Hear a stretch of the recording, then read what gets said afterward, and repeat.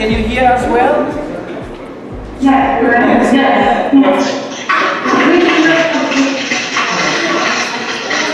So do you have to be in different groups? So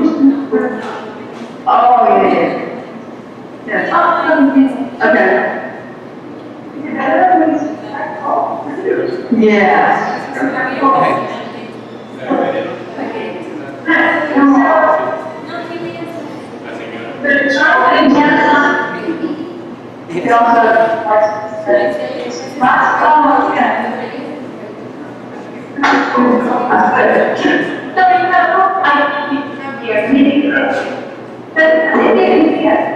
Yeah. yes, I can hear you very well. We can hear you good. Yes, better than last time. Better than last time. Do you want us louder? Do you want us louder or what's the issue? It wasn't good for me last time. That was loud enough. Is it good? Yeah, it's better. We can see you very well and we also can hear you.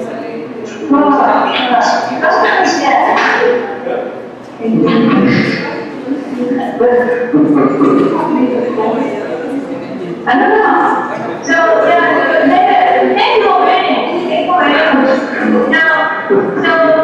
Do you have any new students today? So to give them again a new instruction and you want new students? Oh, yeah. No, we don't. We have one student in this band, right? Yeah. Okay.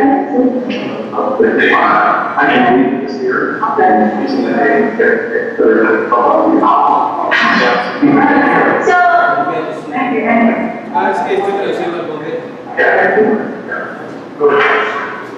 Thank you so much. oh. So, we have one student in this band, Gary, but so this is how the class, Friday section people. Okay. So they have the section, we'll have people on Monday, in the Monday section. So not everybody here, but I think we can, you guys can be good members. Of course. Do you want me to my students to introduce them again? Would you like that? I will pass the microphone to each. Okay. Hi, my name is Stephanie. Hi, my name is Mariana. Hi, my name is Bianca. Hi, my name is Zaira. My name is Monse. Good afternoon, I am Levi. My name is Shunashi. Hi, my name is Paloma. Hi guys, I'm Juan. Hi, So adorable. Hi, I am Roberto. Okay, you want to introduce your students again to my students? I'm Alicia. I'm Kay. Hi, Ashley. I'm Wesley. I'm John. I'm Caleb. I'm Valerie. I'm Kathy. Can you see what's in the back? Yes, we can.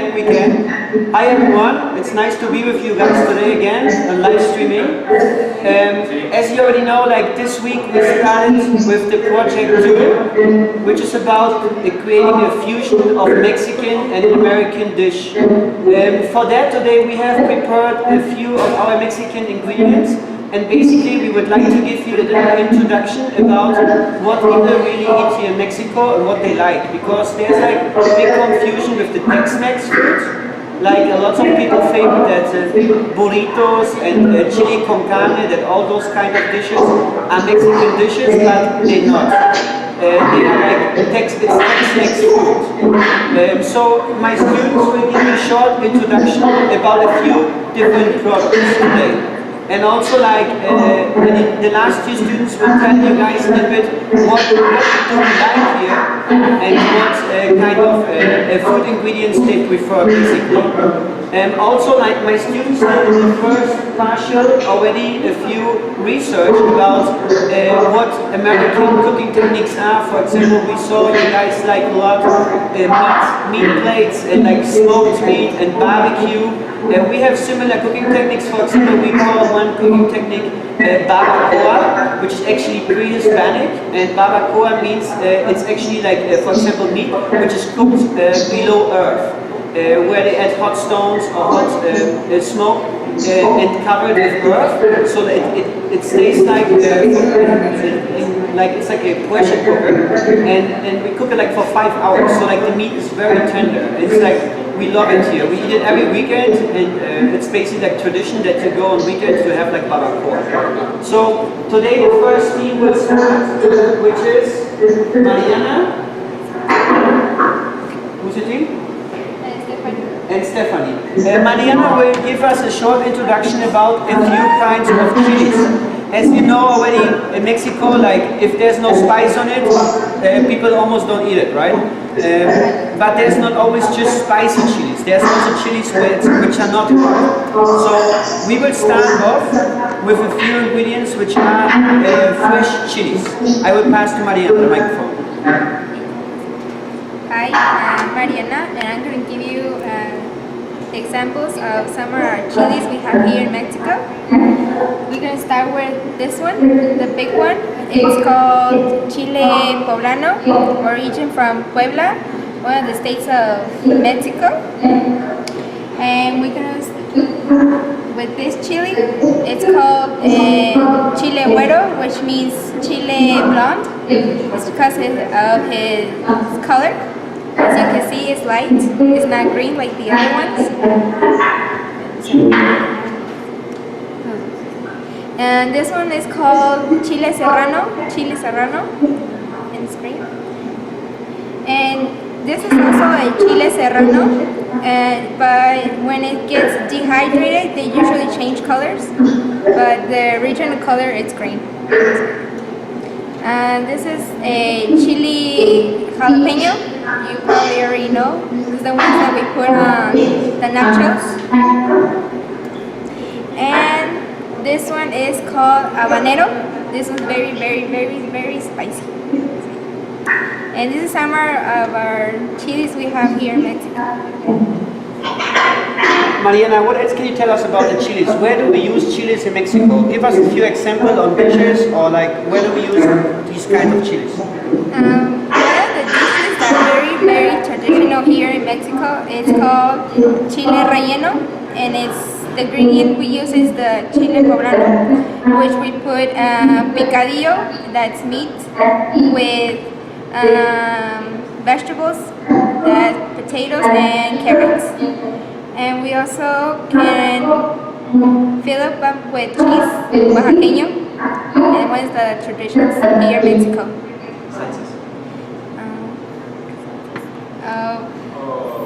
Salsas, we usually use serrano and jalapenos to make our salsas. They're usually green, and we put tomatoes, onions, and garlic. Very well, Mariana. Thank you very much. Just to give a little bit more input, for example, as Mariana we mentioned, there's a few chilies which are very spicy, like this one, habanero chili. It's very spicy. I mean, it's almost impossible to eat one by himself just like that. But we use them in sauces. When we do sauces in Mexico, they use like volcanic rock, and inside the rock it gets grinded with a little stone. So they use like onion, tomato, and it can be also green tomato, and certain kind of chilies to make different kinds of sauces. It's very common here. If you eat tacos or anything you eat like with tortilla, you always eat like a hot sauce to it. That's so much to the fresh chilies. Those are just a few kinds of fresh chilies. Now we're gonna go to the dry chilies, and now Manuel and Yuna are gonna give us a short introduction about the dry chilies. Manuel? Hi. The dry chilies is necessary in the Mexican food because when the chili dry change the flavors. Example, chihuatle, shake. This is a chili de árbol, chili guajillo, chile ancho, chili pasilla, chili chipotle, and this is a chili serrano. But the chili serrano, jalapeño, jalapeño chili dry change a chili chipotle, chili morita. It's very spicy. Where do we use them? And this chili is for the black mole. The chili guajillo for chilaquiles. Chili de árbol for sauce. Chile ancho. Okay. Fat chili. Big chili. Sauces. Sauces. Moles. Chile pasilla, moles. And chile chipotle. Voy a hacer ¿Para qué? acompañamiento de Mayonnaise. For mayonnaise. Thank you, Manuel.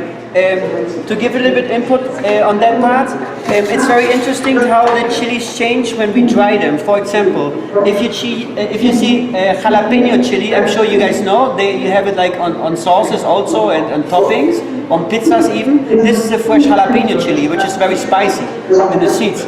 But when you convert it and you dry it and you smoke it, then you call it chipotle chili. But then it gets red, a totally different texture, different flavor, and it changes a lot. For example, chipotle we use to make like chipotle mayonnaise, for example, to add on a sandwich or make like a sauce for dips, for vegetables. The same thing is with this chili.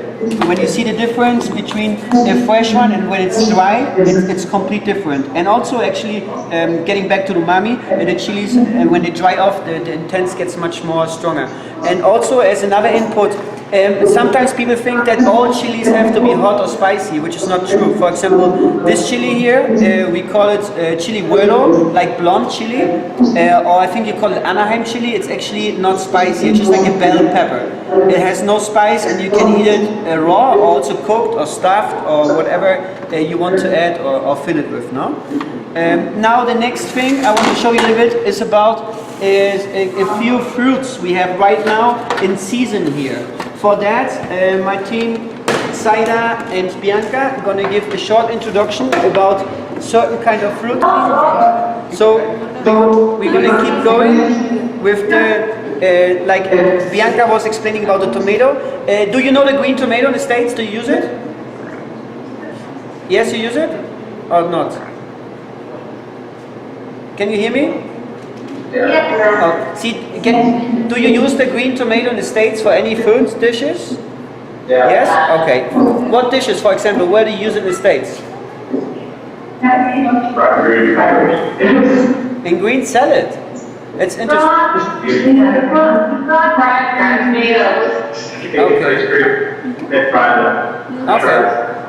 Okay. Interesting. Well, I'm going to keep Bianca talking about the other ingredients. Okay, so now this, it's a sweet lime. We usually make water with this, and it's like really juicy. It's always juicy, and it tastes really, really good. It's not sour. It's not sour at all. I will have to keep let's go back to it.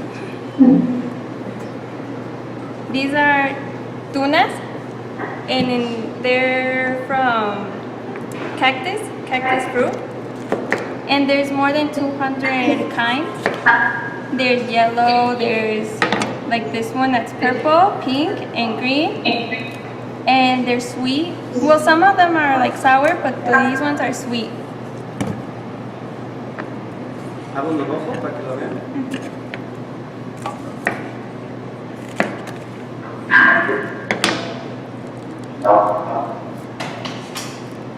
all of them have like a different color and it's like very, very pretty. This is choconostle.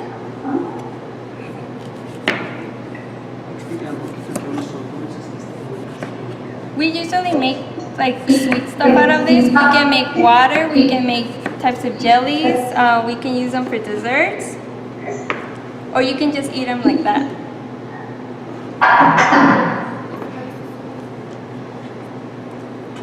Everybody knows what this is, right? Avocado? Yeah. Well, we usually make guacamole. And we usually, it's like our hot sauce. When you eat tacos, we have to have avocado and we have to have hot sauce. This one is called plátano macho. And we can, well, we usually make chips out of this because it's like very hard. And that's all.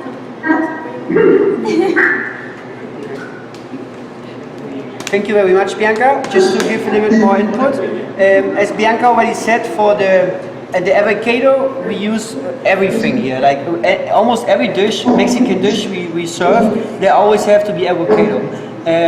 We have a state here called Michoacan, and Michoacan is the state, the world state of avocados. It's a state with the most avocado plantations they have there. It's very close by to us. And this one here, which looks like a lemon, like an orange, it's called Lima, and it's like originally from our state here, and it's very sweet. It looks complete like a citrus fruit, but it's so sweet, and you will have like any citrus on it. The tuna fruits, they're very interesting. Because we have certain they are sweet. For example, they're very juicy. They're cactus fruits. I mean, we have about 200 kinds of cactus fruits. They have so beautiful colors, as you can see, like orange fusion colors. They can be yellow. They can be a lighter green, and they're very juicy. You know, it's lots of water. It's very interesting because thinking that those plants are in the desert, so they can save your life if you're lucky and you're walking around the desert in the season, right? And we have also choconostle, and choconostle it's also cactus fruit, but it's very different because it's very sour, very, very sour. You will not be able to eat it by yourself. But if you use this for sauces, it can be hot sauces, spicy sauces, cold sauces, or like for meat, for vegetables, for dips, then it gets very interesting. It's very used right now in the modern cuisine for Mexico. It's an ingredient we always had, but I'm happy for getting to use a long time. So that's just a bit input about the fruits. Now I'm going to have the last team talking about some ingredients. Juan Manuel. Who's your team? Paloma. Manuel is going to tell us a little bit about very common Mexican ingredients and which have their origin from Mexico. Okay guys, let's start with the chia seed. Have any one of you used this in juices or anything else which contains water? Yes. Yes? This is very used in juices,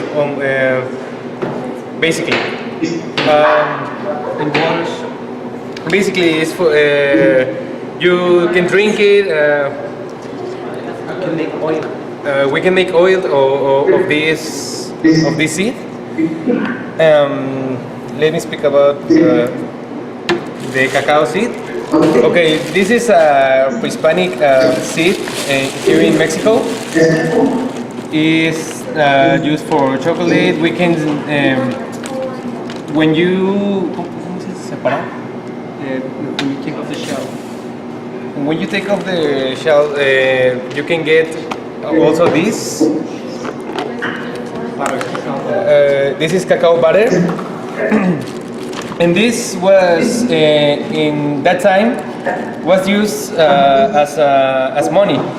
It has a great value, so there was even Fake money. they make a fake money with this. They open it and put butter. Clay. they put the clay in this so they can. People didn't know, so it was money, fake money. Sorry. Let me help you, Manuel.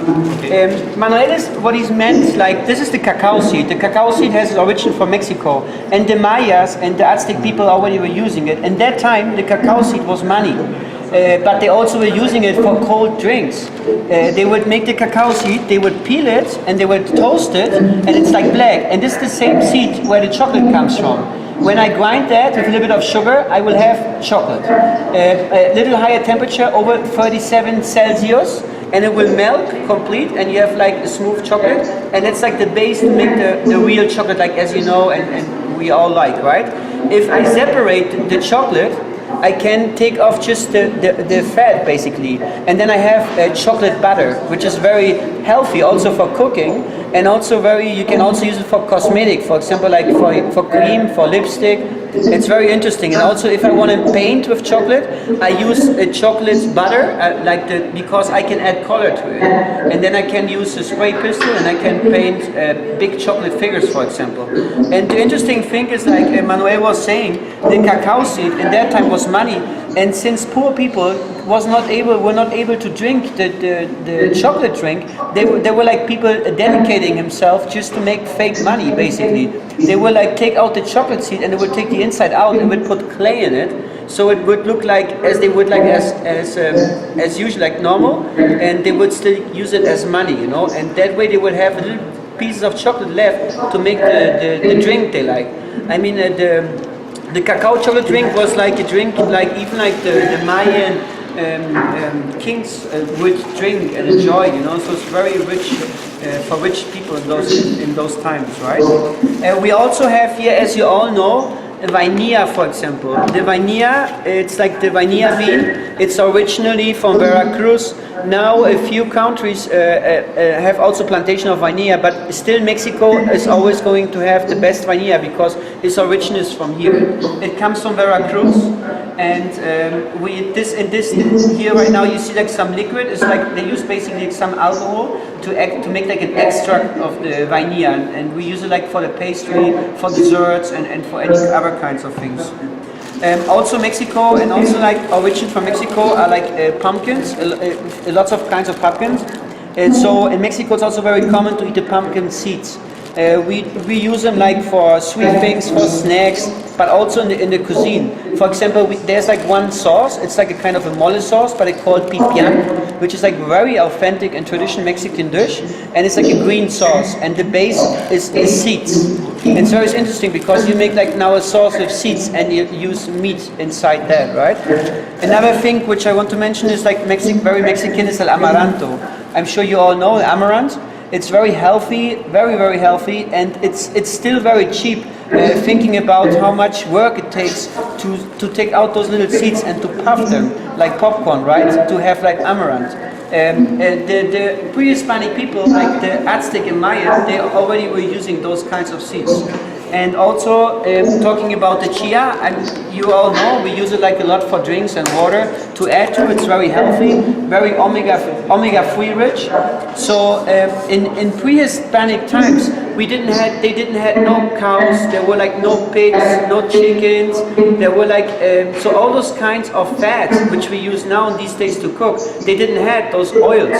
So like the only oil they would have, if they would, for example, have an armadillo, they would hunt an armadillo and they would have like a little body fat. They would take that off and then probably use it to fry a little bit. But basically the only oil they were used at that time was chia oil, which is very interesting because I mean, how many oil I can get out of chia, right? I mean, it's very, very complicated. But already in pre-Hispanic times, the Aztec people were using that for their cuisine.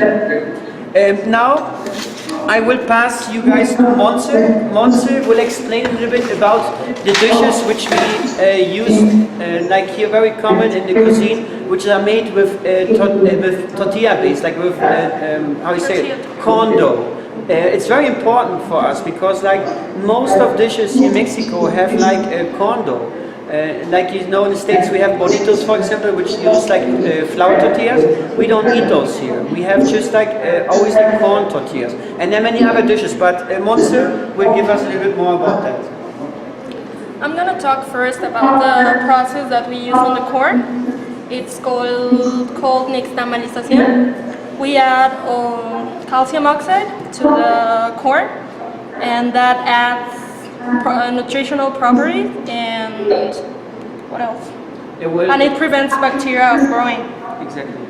And the dishes that we eat here in Mexico that have that are quesadillas, with which we will use the tortilla, huaraches, which is a little bit, it's the same tortilla, a little bit thicker, and it's filled up with beans. And on top you can put meat or chicken. We also use it for different drinks here. It sounds a little weird, I know, but we made atole, which is the dough with water, and we add guavas or cajeta or chocolate, and it's a drink, strawberry also. We use it for tamales, we use it for sopes, which is also like the tortilla, thicker, and we put chicken and meat on it, and sauce. What else? No,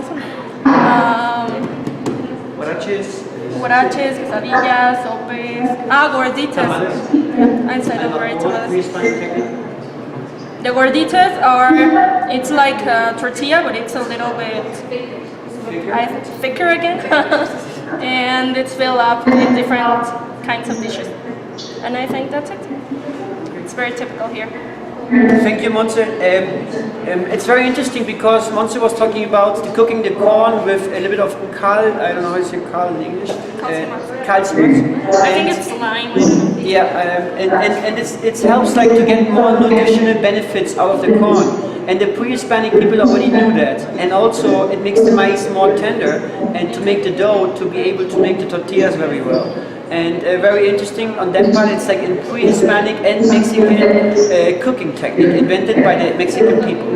The same as the Mexican pressure cooker, we call it, because the tamales, the steamed tamales, they already were serving them and cooking them in also the time before the Spanish people visited Mexico. So it's more than 600 years old, this cooking technique. They would use like a little a clay pot. They would put some leaves on the bottom part, a little bit of liquid, which also could be like pulque, for example. And they would add that, and then would add the tamales, which is basically made just of tortilla dough and some filling inside. And then they would cover it, and they would also put it below earth. So it was basically the first pressure cooker. And it's like we're talking about 600 years ago, no? Now I will pass you Levi. Levi will tell us a little bit about common other traditional Mexican dishes. Hello guys. First of all, I'm going to talk to you about chiles en nogada. Chiles en nogada was made the first time in 1824 in honor to the first emperor of Mexico, Agustin de Iturbide.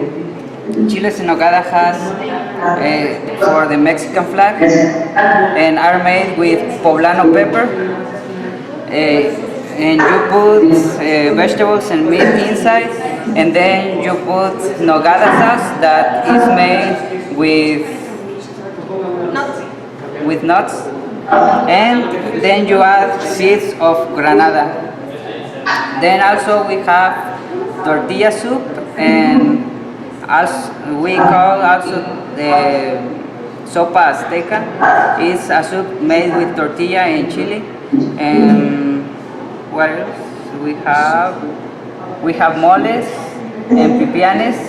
Moles are made with dry peppers, and we put nuts, and pipianes are made with these seeds and also with dry peppers. Thank you. Well, thank you very much. I hope that gave you a little bit input. What are traditional dishes and traditional ingredients. We have much more. The Mexican cuisine is very, very rich because Mexico is so big, same as the States, that every state and every region here has different own dishes. Also because the mix of what people have visited the coastline. For example, when in Acapulco, they have a lot of influence of Asian cuisine because there were like Philippine and Chinese boats would come and they would stay in Acapulco, and so they would give a little bit of the gastronomy part from them. When you go to Veracruz is very traditional from the European side because it was like the first bay where the European ships would land. So my students have a few questions for you guys. I will pass to Paloma. Hi, I am Paloma. My question is, which American dishes are typical gourmet?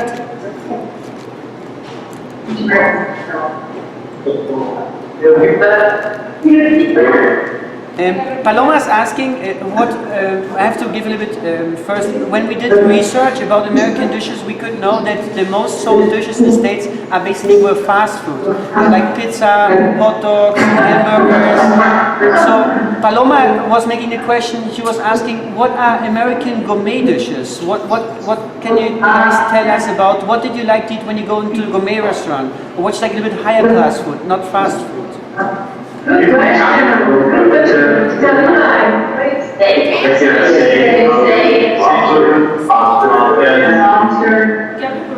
Pasta, lobster, chicken. We also noticed that pasta is like a lot of Italian cuisine, and I guess in New York, right? Would you guys say that you guys already have like a fusion cuisine between different countries in the States, or would you consider that you also have American or United States cuisine which has origin from the States? I think most Americans the most Okay.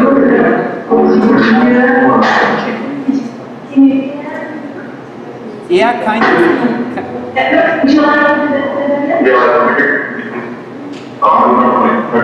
Americans, you know, come from different places, come to America, so we want to there's a lot of Italian dishes, a lot of dishes, a lot of maybe meat dishes. I think from Jamaica, so bacon dishes, you know, it's really like a bunch of coming in, so it's original in that way, but the idea of people are pizza, so it's a lot less origin in America and a lot more like we're broad around that and the change kind of big time. Okay, very interesting, thank you. And what would you consider, for example, when we're talking about Mexican cooking techniques? Well, we already mentioned it a few, for example, like cooking the corn with calf, which we call nixtamalization. And also we have the vapor, the first pressure cooker, and the barbacoa, which is like the meat which we put on earth. Those are like the very classic Mexican cooking techniques. Do you consider that, or would you say that you have like typical cooking techniques you apply? For example, we saw a lot of barbecue. You guys like a lot of, and like the smoked cuisine, like smoked meat and things like that. Do you have any other cooking techniques you guys you see commonly applied to food, even in street food? Deep frying. Deep frying. Everything's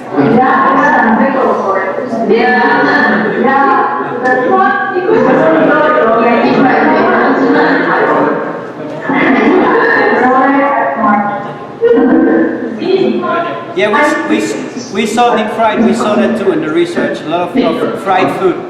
And my last question for myself. We, for example, in Mexico, we try to preserve a little bit the pre-Hispanic cuisine. Like the Aztec people and Maya people would use those cooking techniques. In the States, can you find also like a cuisine which represents like the original Indians from the States? Does that exist over here? Or? Yeah. Yes? And what kind of food they serve? Native American restaurant. No, like corn. Yeah. They have some very ingredients, but not really good. Okay.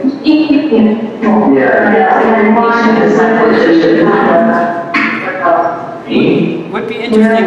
For us, would be very interesting to see those kind of food because we don't have no knowledge about like real American Indian native cuisine. No, I don't know if you guys have any more questions to my students about for the next project or something we can answer to you right now.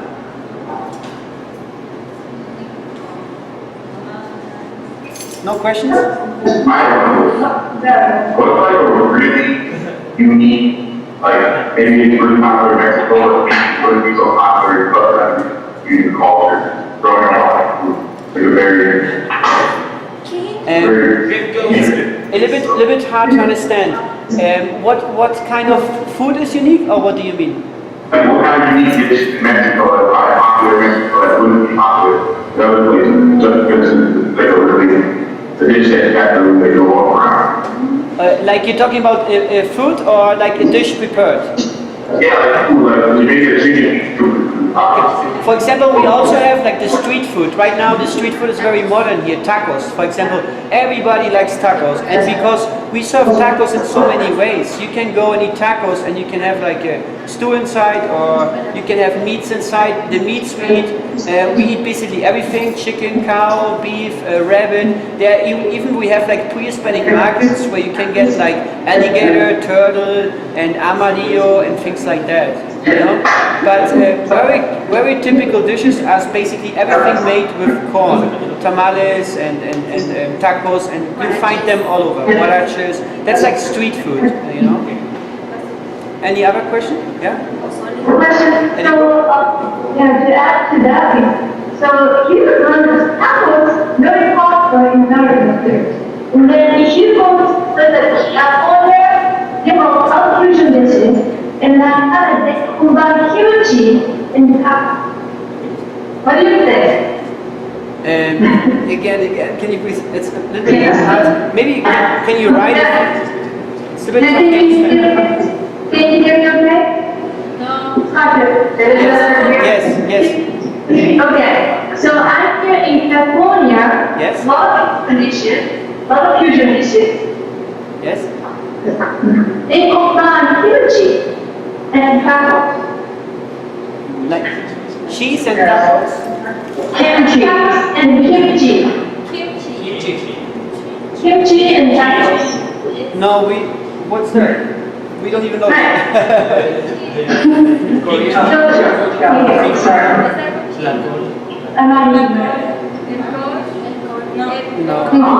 I pass it. Yeah, so just for the No, we don't serve it like that. Yeah, it's like that's that fusion dish in California. Yes. Fusion dish in California. It's a fusion dish in California, correct? Yeah. Isn't that? Do you think it's really strange? Yeah, we don't serve it that way like you would mention. We Do would. you think they have good motivation? Alright, let me check the question. Kimchi is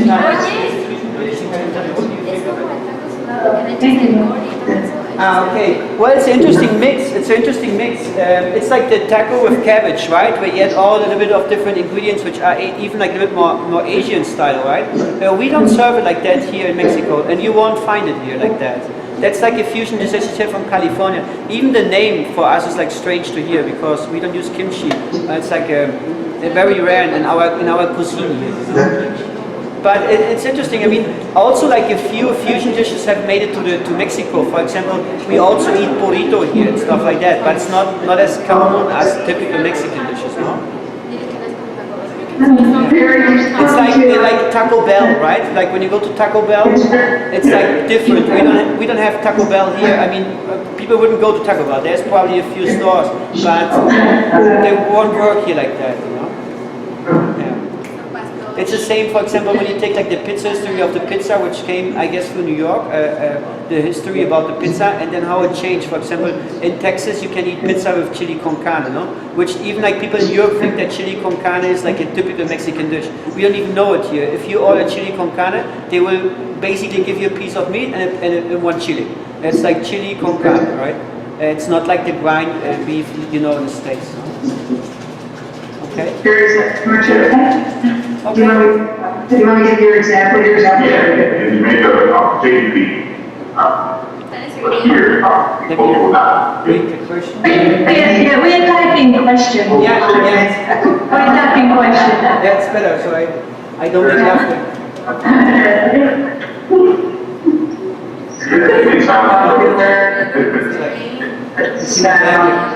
But not, I'll just say not in America.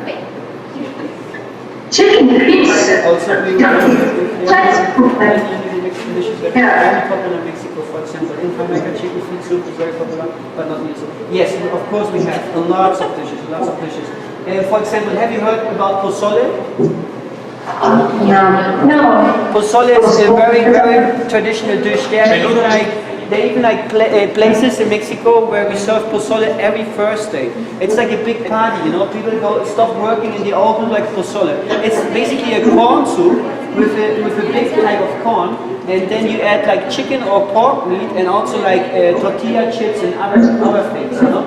They're very, very common dishes in Mexico, and we have so many of them. You basically have to go to every state, no? For example, like the moles we were talking about, there are about like 100 different mole sauces. So like, and the states are fighting about them, like who made which mole sauce or who invented it, right? And also, for example, the picture we showed on the cell phone about the stuffed chili, it's called stuffed chili poblano pepper, which is also like a very, very common dish, you know? This is the pozole soup, for example. It's a picture of the pozole soup.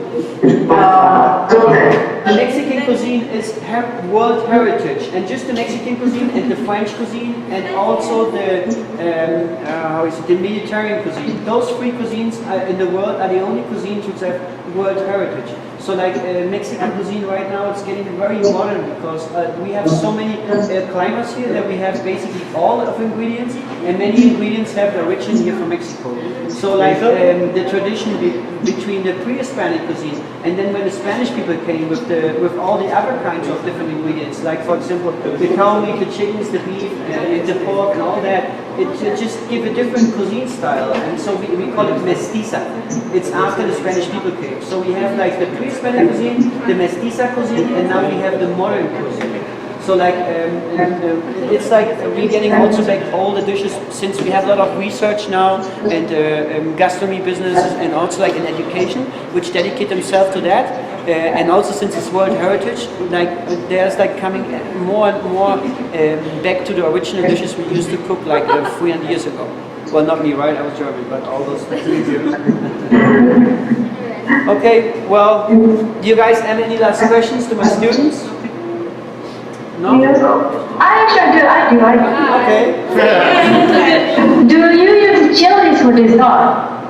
If we use chilies which are hot, like spicy, hot? Spicy one for dessert? Yes, we do. Mexicans eat a lot hot. I mean, they like spicy, you know?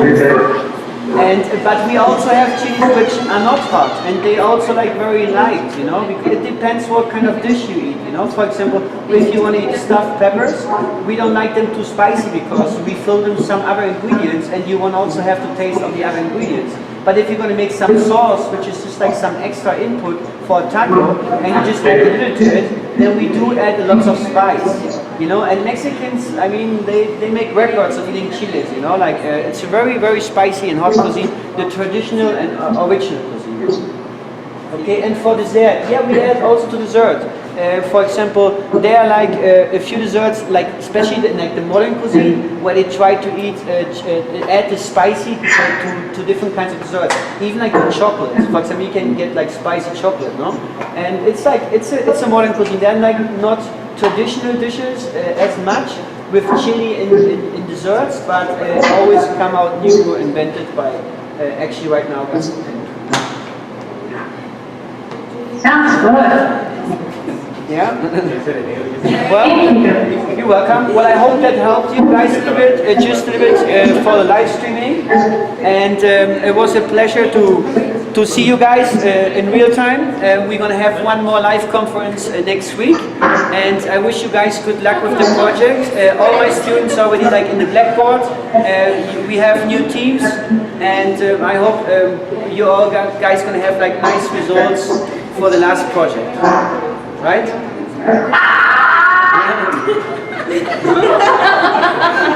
Well guys, thank you very much. We all wish you a great weekend. We all wish you a great weekend and hope you have a nice 2 days. And good luck for the next project. And best wishes for Mexico.